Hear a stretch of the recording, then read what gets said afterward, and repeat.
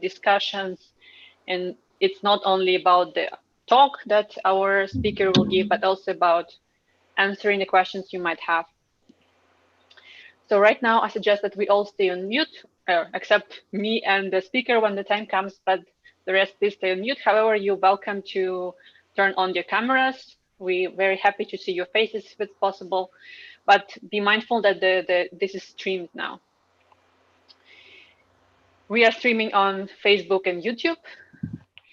And in case some of your friends wanted to join but couldn't, or just afterwards you want to share this talk with someone, do share our Facebook and YouTube channels, and you will find the recording, or you can share it right now to the people who cannot join on Zoom.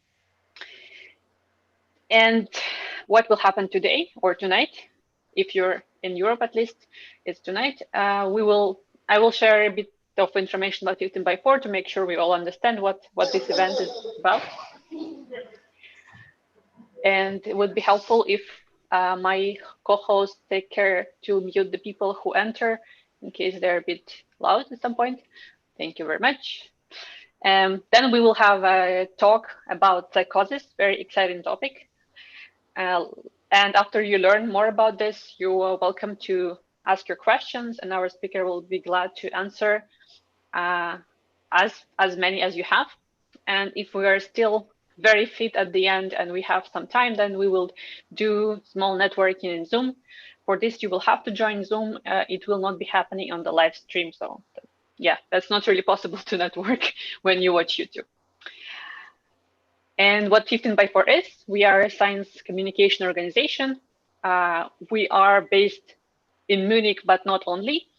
And we work on sharing knowledge for people and by people. So we really care that our talks are very accessible, they are understandable, everyone can understand what is, however complex the scientific knowledge behind the talk is.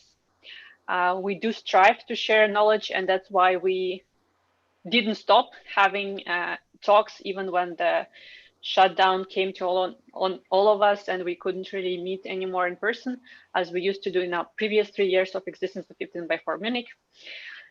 We also make sure that our talks are really based on science, on empirical knowledge. They're not just random information from the newspapers or like opinions. They're really factful. And we also are really caring about the community.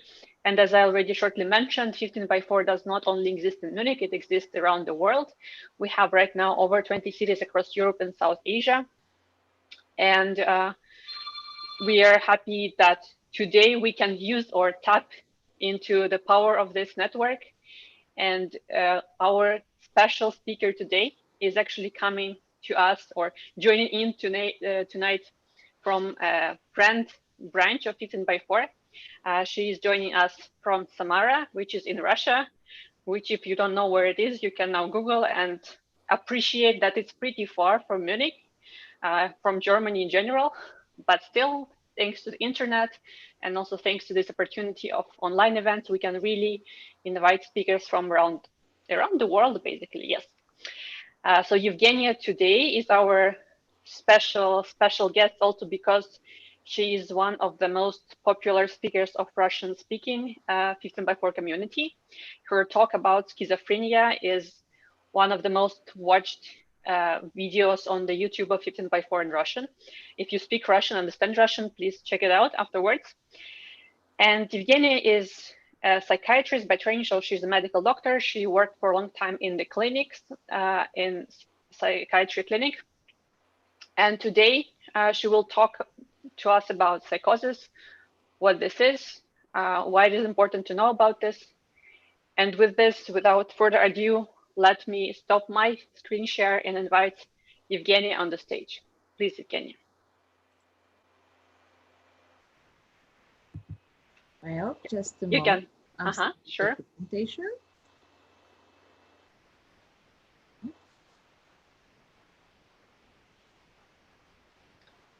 Yes, perfect. We see your screen and the presentation. Great. Thank you for this nice introduction. It's an honor for me to be here with you tonight. And thanks everyone for joining. Indeed, I'm a medical doctor I'm working currently in a network of psychotherapy clinics, but before this, I had worked in psychiatric department for 5 years. And before I start the scientific part of my today lecture, I'd like to share with you a small story from my life. Once I came for a night shift to the hospital where I worked, where patients were hospitalized and they stay for a long time.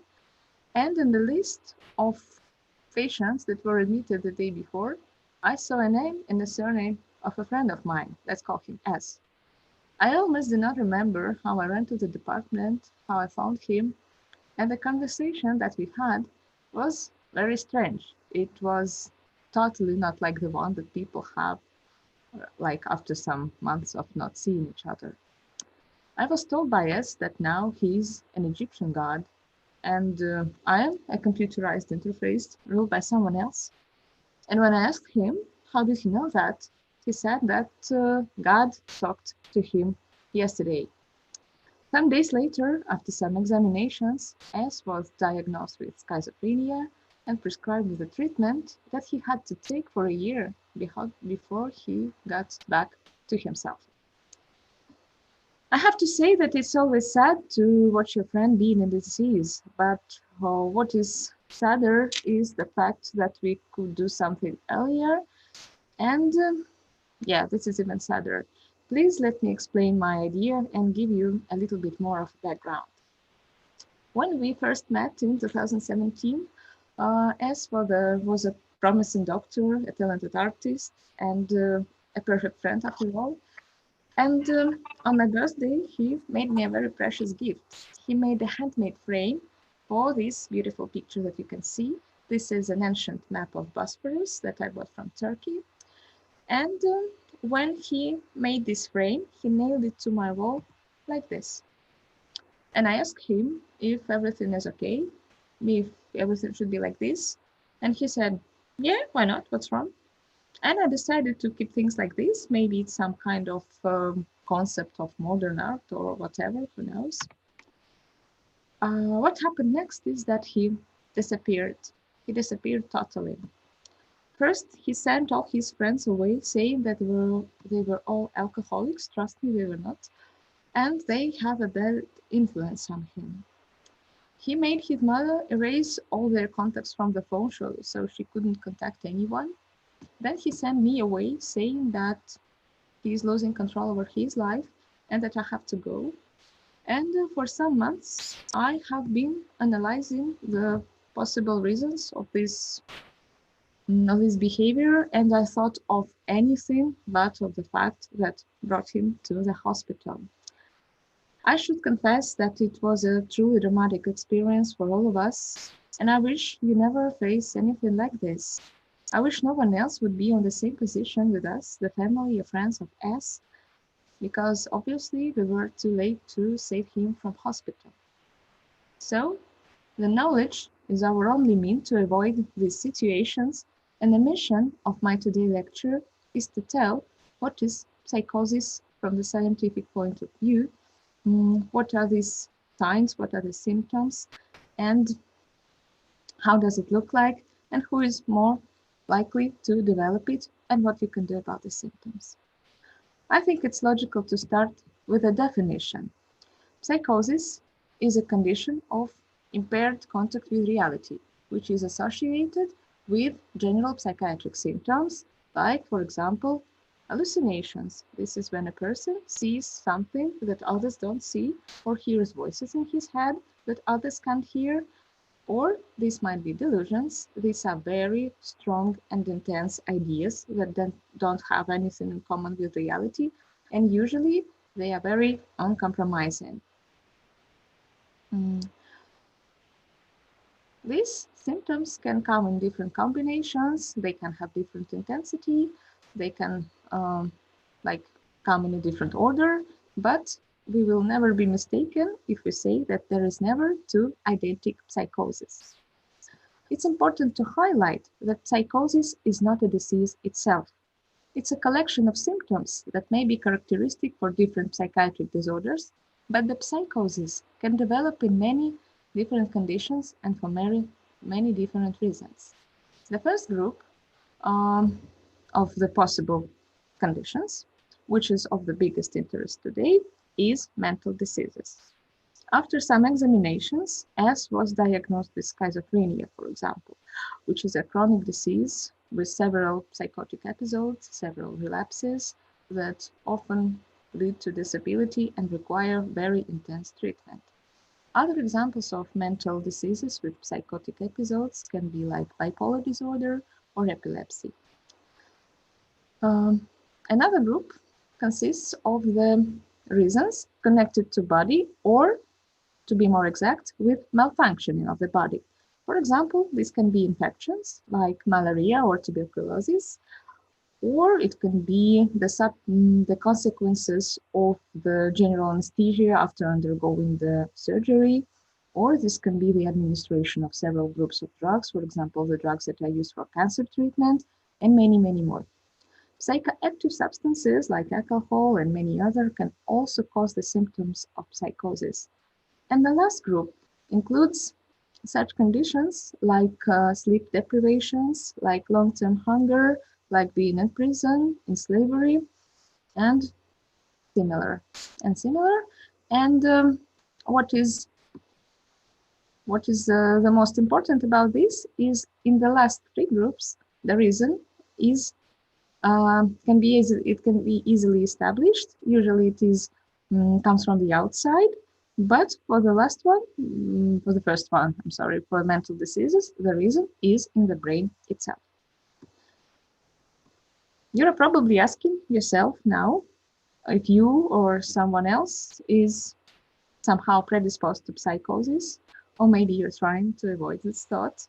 But I have to tell you that the absolute 100 of population can have the psychosis. The reason is that there is different probability. For example, for one person, it is enough to smoke something containing cannabinoids just once or maybe twice, and then develop a psychosis, while for another one, it takes like, I don't know, months of being in slavery or in prison or under torments before the psychosis appears. But scientists also wonder how can it happen and who is more predisposed, and there are some risk factors. For example, if the parents were psychotic, their children can be psychotic as well.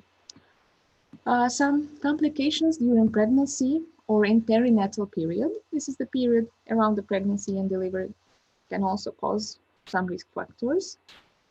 Social factors such as moving to bigger cities or migration or belonging to some ethnicities that have higher risk of psychosis. For example, there are such populations in Middle Asia or in Caribbean area that have like twice or thrice more probability of psychosis just because of the geographical area or belonging to the nationality. And other groups include like injuries, traumas, different infections, and even the deficiency of vitamin D. Well, when we know enough about the risk factors, the next important question is, how do I detect psychosis before it comes to its full bloom? And now I'd like to draw your attention to the list of the early signs of psychosis that was developed by the National Institute of Mental Health. The first is sudden drop in performance or school marks or any other activity which is not typical for a person and cannot be, for example, attributed to laziness or to burnout. Another point includes troubles of thinking, like thinking in circles, inability to put the thoughts in a couple of words, and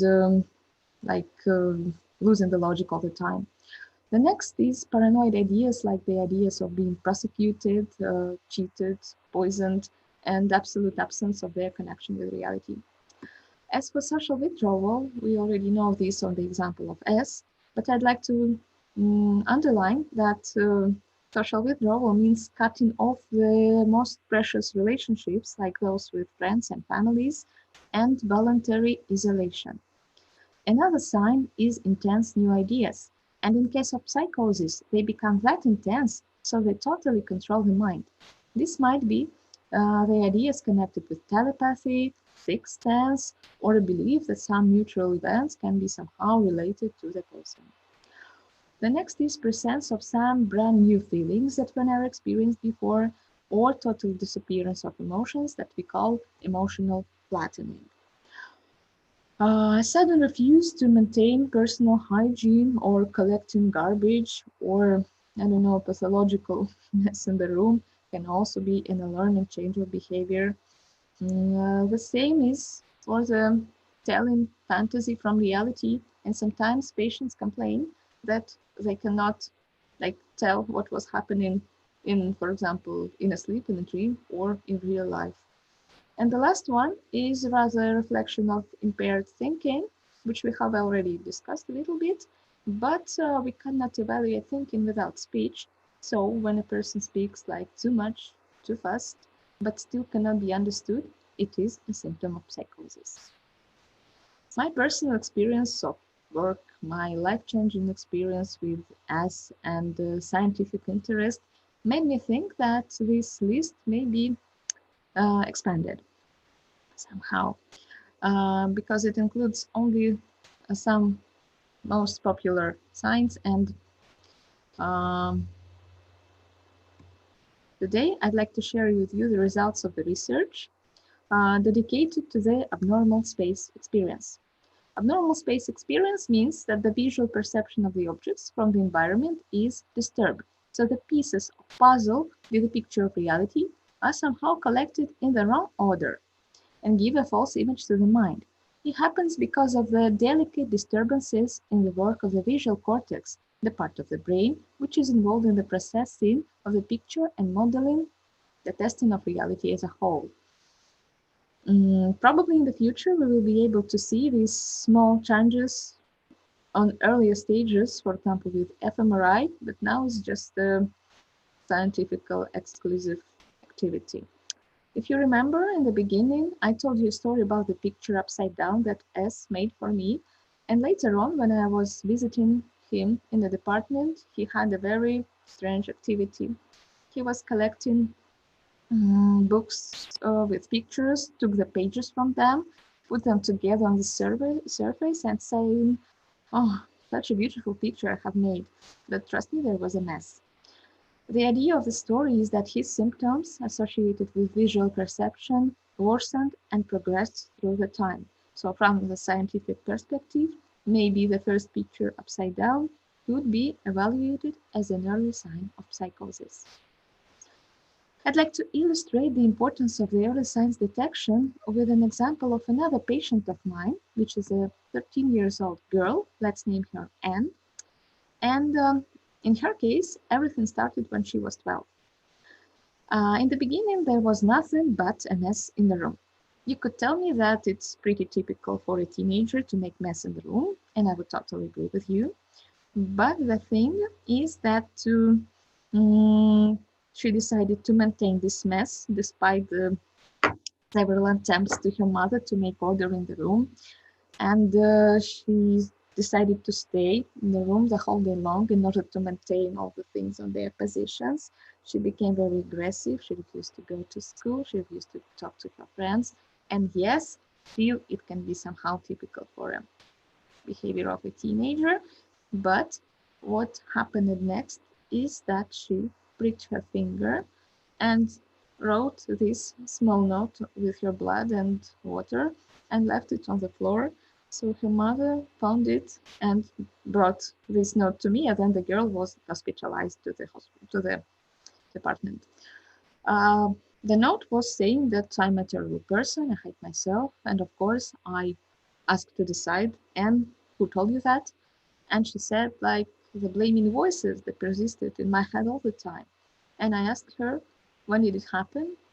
And she said the very day that she locked herself in a room, and apparently no one asked why.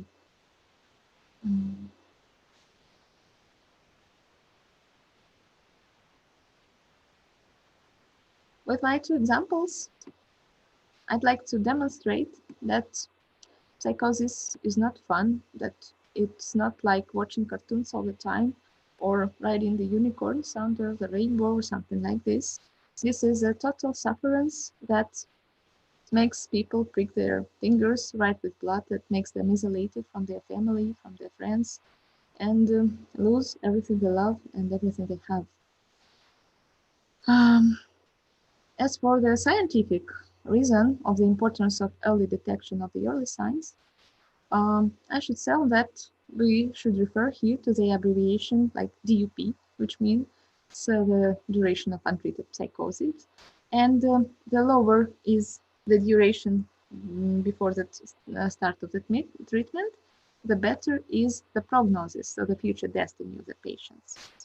The lower is the probability of hospitalization, which is quite traumatizing for everyone, and the shorter the period of treatment will be required in the case of early detection. This is what doctors say, and if we somehow stay apart from the doctor staff and take the position of the patients, we can see that often they suffer from so-called stigma. Stigma is a public opinion of the mental diseases, of people with mental diseases, and in this matter the society is usually very hostile because they believe that people with mental diseases are violent, are evil, should be legally restricted, or something like that. And yes, the earlier we detect psychosis or any other sign of psychiatric diseases, the lower is the probability of their getting in the hospital, the lower is probability of their life sometimes ruined.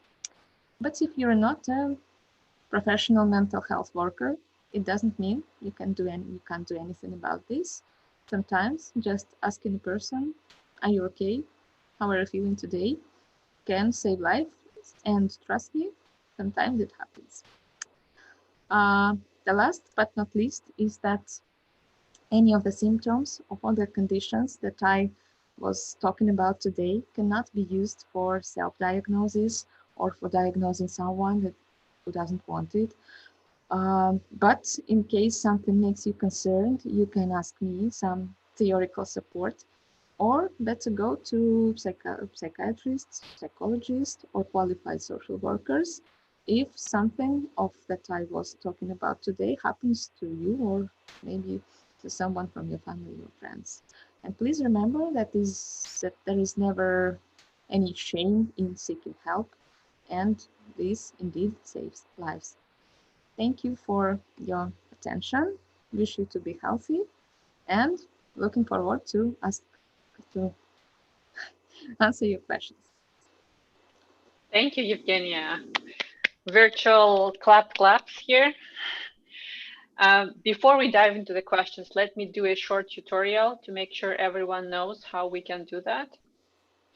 So first of all, right now you're very welcome to turn on the videos again. If you haven't done that, now it's especially nice if Evgeniia can also see the faces of the listeners, and then we can participate better. To not create a mess, let's use a great function of Zoom, which enables us to raise your hand. So if you go to participant part, like you press the participant button, you will see this sidebar appears, and there's this sign of hand. Please press, and I will see that you have you want to ask a question, and I will call you by the name, and then you can switch on your microphone and ask questions. Very, very welcome. You can also write in the chat if you're feeling too shy to speak. This is also welcome. And of course, questions in our Facebook stream and YouTube stream are also welcome. Please write them in the chat. And one of the 15x4 team members will transfer them here to Zoom, and I will read them out loud to Evgeniia as well. With this, the tutorial is done, and we can finally go into the questions. And I already have a question that I want to start with. So Evgeniia, I'm wondering if there's any specifics of psychosis that is happening in different cultures. Is there something that makes people of different cultures experience it differently, show it differently, or there is some other difference? Thanks for the question. Since I traveled a lot in many countries, I have always been asking these questions, like what is typical and atypical for these areas. Unfortunately, I have never seen anything with my own eyes, but I know that in some Malaysian populations, in some Southern Asian populations as a whole, there are actually some weird syndromes like 𝗍𝗒, probably you heard about it. And yes, this is a sudden sudden impulse to kill everyone around, or something, can be very dangerous. And it's something typical for these ethnicities. I also know that some Asian cultures have different types of, let's call it, experience, like standing still and being like numb for a long time. And for example, if European psychiatrists could evaluate this as a catatonia, which is a movement disorder, for them it can be quite typical, and it just like passes over some time, and there is nothing pathological about it. So yes, different cultural phenomena can be interpreted by different psychiatrists in a different way. Interesting. So then it's probably also very important that if you're a psychiatrist, you should understand the culture that you're working with and what is normal for these people and what would be considered pathological. Absolutely. Very interesting. Are there questions from the audience here? Or anything maybe already popped out in our chats? You said on one hand that stigma isn't good because it often prevents people from seeking help in a timely manner and so on. But on the other hand, part of the fears that people connect to psychological disorders and psychosis especially is true, right? For example, the patient with psychosis can be dangerous for him or herself or to other people. So this is something that we should be careful about. Isn't that right? Yeah, and it depends on the condition, because when we talk about the acute psychosis, when person hears voices, when person like talks to someone who doesn't exist or sees some pictures and images, yes, in this condition, he can be both. So yes, the only solution is to bring him to the hospital and start the treatment. But it rarely happens for such people to like walk around and just be violent to everyone. So yeah, this is just the question of the speed of the medical help. Thank you. I see that Victoria has a question. Yeah, thank you. Thank you for that talk. It was very interesting. I want to ask you, like, how frequently do the symptoms occur at the beginning? It depends on the disease, because when I was talking about mental diseases, for example, I talked about schizophrenia, and yes, it starts with the very symptoms of the psychosis, like the early signs that I was talking earlier. In case of bipolar disorder, first you can just have mood swings, and then on the top of any swing, there can be a psychosis. So several mood changes can happen before the psychosis comes. In case of epilepsy, it's also possible to have like years of seizures and have a psychosis only like on the second or the third or the fourth years of the disease. So this is just the matter of the nosology of the disease itself. So we can never tell like, yeah, it's like 3, 2, 1 to psychosis. No, it depends on the type of the brain damage, on biochemical differences, on the age, on the like metabolism, for example. So several factors for this period. Yeah, Victoria, go on. So I want to ask you, like, is the psychosis the result of these previous diseases? Maybe you mentioned that at the beginning, but I missed it. Like, is the psychosis the result of these other diseases, or do they occur like because of the psychosis? I'm not sure I totally understand. Could you please repeat? So then maybe I try to rephrase. Yeah, please, because you said that, for example, there can be some epileptic patients, and so are they epileptic and afterwards they become psychotic, maybe because of the seizures that they're getting, or they are on the first place psychotic and then with time they develop the epileptic seizures? Usually, they first have seizures because it depends on the part of the brain, on the severity of the damage of the part of the brain. So it can start without psychosis and then lead to psychosis. But the psychosis is not the consequence of the epilepsy itself. It's the consequence of the brain damage caused by the seizures. So how to say, it's not like mandatory that every person with epilepsy can have psychosis. So this is just the matter of which structures are altered in this connection. Interesting. I see the guest with IM1 abbreviation has a question. Go on. Yeah, hi. It's just like every person on this planet has some kind of mental issues. So we can't say that everyone is 100% right or everyone is 0% suffering from any kind of illness and diseases. Is psychosis also like that? Is it binary whether you are psychotic or not, or is there a spectrum that you are on the low scale of the spectrum of psychosis, or you're on the high scale of psychosis? So is it binary or is it a spectrum? And a twin question to this is: are there any patterns that we can say that this is related to being psychotic, or the hallucinations or these symptoms can be completely of any type, of anything? Thank you.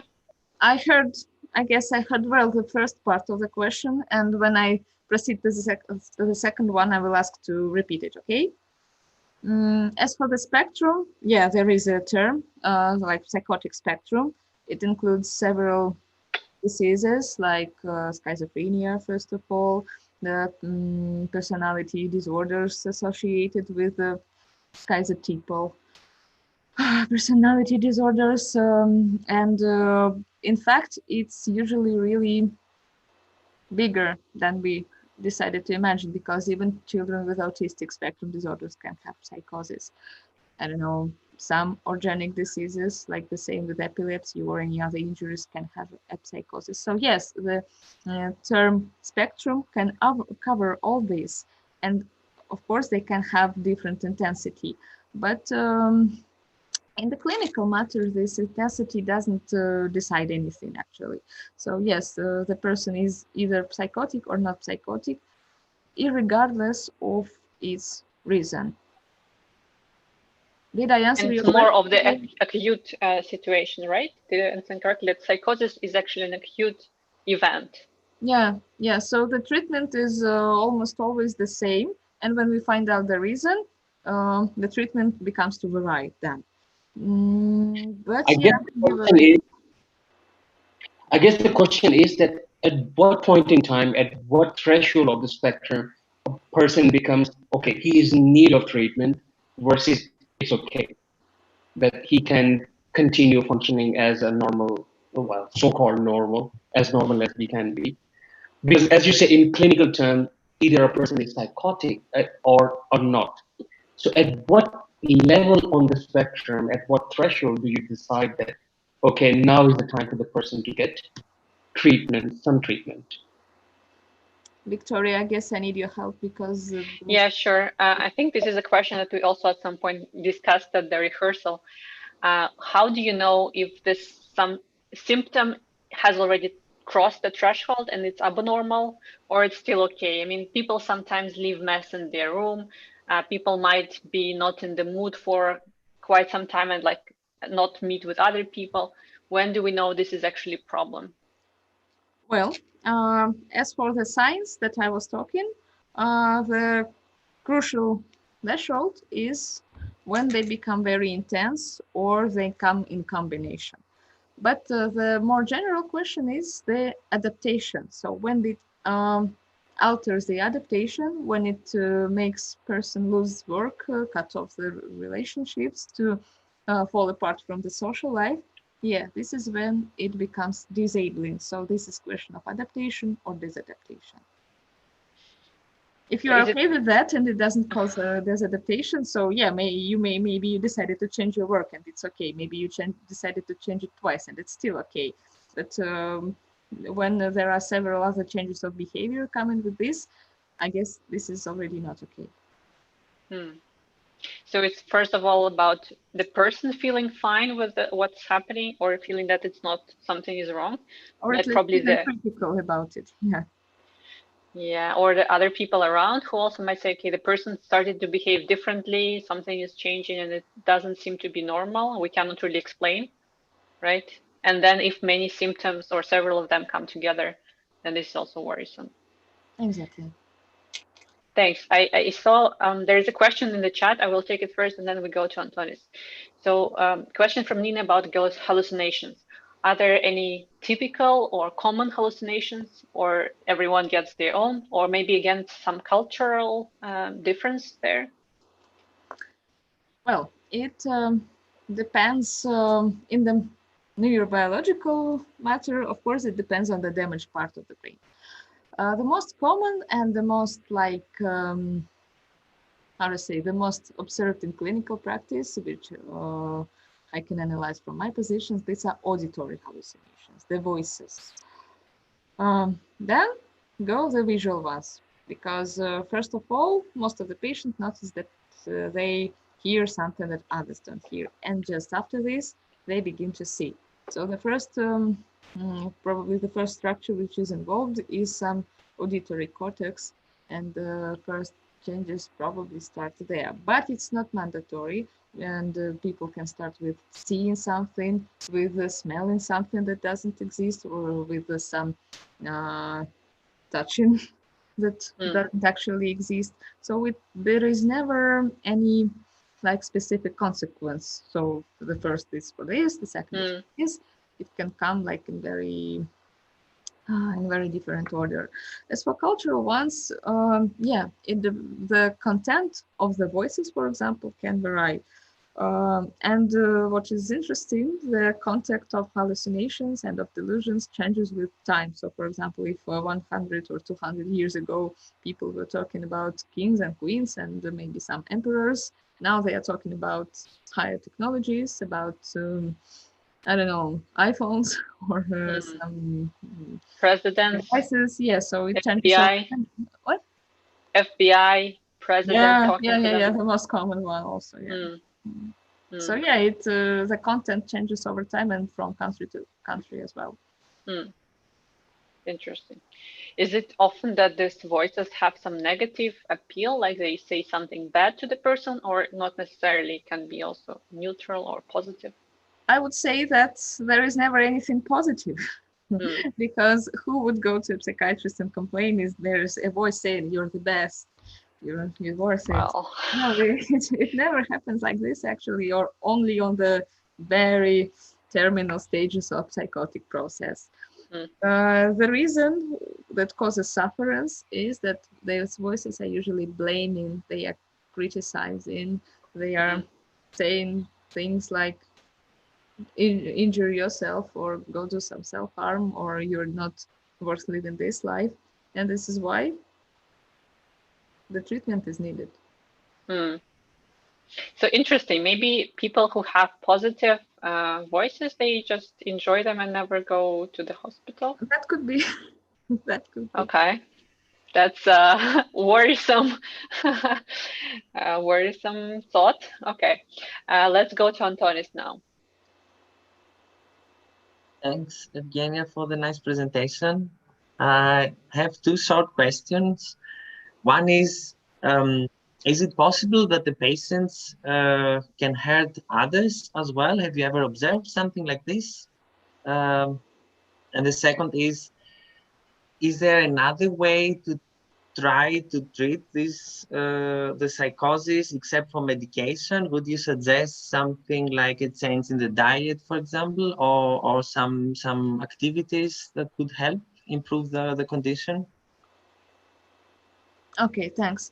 As for the first one, yeah, I guess I already told a little bit that, yeah, they can injure themselves or other people around. But why does it happen? This is, let's refer to the previous question, because they have voices in their head that tell them to do anything. And their will to resist, their will to, I don't know, have their own intentions is very decreased. That's why they become to hear and to listen to these voices and do like they do. So, like they tell them to do. This is why, yes, sometimes they can hurt even their family members, even their, I don't know, friends. And when they are out of the psychotic conditions, they cannot believe that they did this. So this was not me. Like I can't believe I did it. And as for the second one, unfortunately, for the today level of scientific development, there is only medication. Other ways of treatment that you have named, like diet or lifestyle, they can also be combined. Of course, they are always welcome to maybe avoid some activities, or maybe to, I don't know, decrease the number of activities and to have rest, I don't know, to change the work or to change the environment. Of course, it is often recommended, but the first is still some antipsychotic agents that are administered the first months or even years after the psychotic episode. Mm-hmm. Okay, thanks. Thank you. I think you have another question? The hand was kind of rising and going, I'm not sure. Okay. Yeah, it was from me. Sorry, and okay. I thought that probably someone else should get a chance to ask the question, to get the question asked.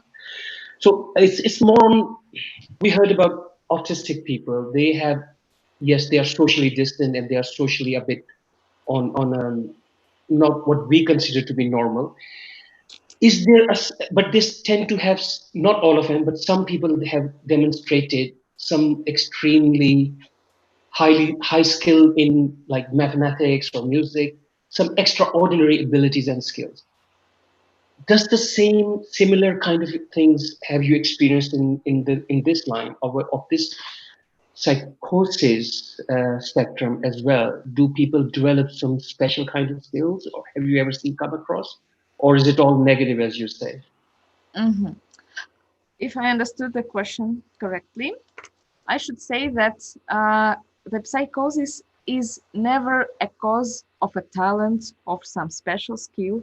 So probably the person who has psychosis was previously talented, was previously gifted. And how to say, there is no much evidence, but talent and some mental disorders often come together. This is what is believed to exist. In case of autism spectrum, this happens to have very gifted kids and gifted adults, but they have their price to pay, because usually this talent expresses due to their over concentration on something. For example, if they study molecules, they study molecules. If they like to count, they study numbers. They study numbers to the point that make scientific discoveries or something like this. The same is for people with psychosis. First, they are born being gifted, being smart, being I don't know, being talented, but then the predisposition plays its role, and they are diagnosed with a psychiatric disease. So this is the question of the cause and the consequence. The cause is they are talented by themselves. The consequence is that during their lifetime they can be diagnosed with a mental disease. Thank you. Thank you, Evgeniia. There are two more questions from Nina. While I'm asking those, you guys can think of final one question if you have, but if not, we are also coming closer to the end. So Nina asked first, what is the most common disease that you observed during your work? Well, it depends on the place that I work. In the public hospital, this is the most frequent reason for hospitalization is schizophrenia. And this is not just my experience, because the highest number of hospitalization, I guess, in my country, in European area, and probably in the rest of the world, is schizophrenia, because it's the most disabling one among all of them. The second two, probably bipolar disorder, and organic diseases like the consequences of injuries, traumas, and I don't know, from the moment that from a moment that they are born, they can already be born with some organic damage. So yeah, this is like the 3 most frequent ones. And what you currently work in psychological clinic, right? So is their situation is probably different? Yeah, here people come with depression, with anxiety, with adaptation disorders, with some family problems believed to be causing some symptomatics. So yeah, this is like diseases that can be treated outside of the hospital. So just make prescriptions and let them go to therapy. Thank you. And the last question then, can you recommend a movie or book that is very realistic in displaying a psychosis, maybe from a first-person perspective? Yeah, just let me find the correct name of it because it's pretty weird. It's like Sure. tomorrow I have always been a lion, something like this. And I love this book a lot since it's an experience, yeah, from the very personal experience, and it contains a lot of scientific references as well. Just a second.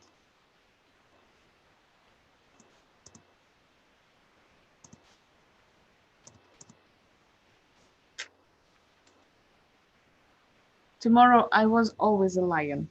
Yeah, this is the interesting. not a typical order of words, so that's why I decided to check it. Yeah, this is the book I'm talking about, and this is precious for the description and for the short analysis that author done by herself. Victoria is also asking if The Beautiful Mind also has similar mental disorder presentation. How to say? The Beautiful Mind is rather like some art concept. So I cannot say how much does it have in common with science. So this is rather a beautiful story, but probably it is based on the real life events, and this is like a very good scenario for a patient or for, I don't know, for those who want to help to the best. Good. There is also one comment I want to transfer to you from YouTube where Julia says, thank you very much for your wonderful speech and presentation. Okay, thank you for listening. Yeah, thank you all for participating. We're going to close soon, but before that, I show you a couple slides more. So first of all, if you liked what happened today, if you like our talks in general, please support us. 15x4 Munich is in a pretty difficult situation right now because we cannot have our offline events, and then companies and organizations that used to support us before cannot really do this because for everyone it's a hard time. So we are relying a lot on our audience. If you like what we do, please support our crowdfunding campaign. It's on GoFundMe. If you go to the website and Google or search there for 15x4 Munich, you will find our campaign. Please do that. We would be very, very grateful, and big thanks and a lot of love for all our supporters who already donated money. And this will definitely help us to continue doing events on a regular basis with the proper tools like Zoom and streaming events to make sure that streaming tools to make sure everything works properly on the technical level. I also wanted to remind you that next month we have a special event. It will be about Nobel Prizes of this year. So we will next week we will discover what the Nobel Prizes are, and then in our November event we will present this to you. We are still waiting for the final decision on the date, so stay tuned on our social media to not miss this. Our social media is everywhere: Facebook, Instagram, Twitter. We're on Meetup and Medium as well. Please find us there with 15x4 Munich. Our YouTube channel is called 15x4 Knowledge, 15x4 Knowledge. There are English-speaking talks like the one today, or also coming from other branches, not only Munich one, but other English-speaking branches. So definitely check it out if you want to hear more interesting talks. With this, I would like to thank all our guests in Zoom and all our guests watching us on streams in YouTube and Facebook. Stay tuned, come again. Thank you for participation. And thanks to Evgeniia again for a great, interesting talk and a lot of great, insightful information in the Q&A session. Thank you. Bye-bye. See you again.